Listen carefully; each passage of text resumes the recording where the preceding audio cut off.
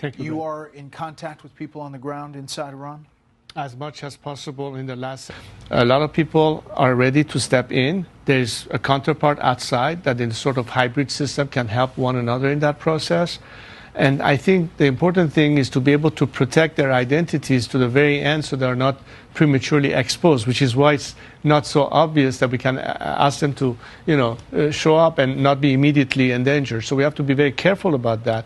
But we are constantly in dialogue with them, preparing that transfer. So as soon as this regime collapses, we can immediately engage those forces within. On Capitol Hill, were those positive? I mean, do you get good sense from the law? We have reached a point where some action is needed.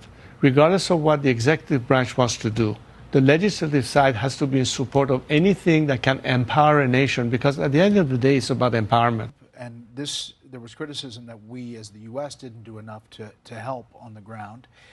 We have come to the point where people are just fed up with this regime. They are saying death to the dictator. They want to liberate themselves. And their demand for freedom is met with the most brutal reaction by a regime that is waging war on its own citizens. How else can we liberate ourselves when there's such degree of pressure without having, at some point, an element of backing and support from free nations that stand on the right side of history? Do not throw us under the bus by trying to negotiate or appease a regime that for 47 years has brutalized our nation. We hear the president talk, and we'll see what the actions are or are not in coming.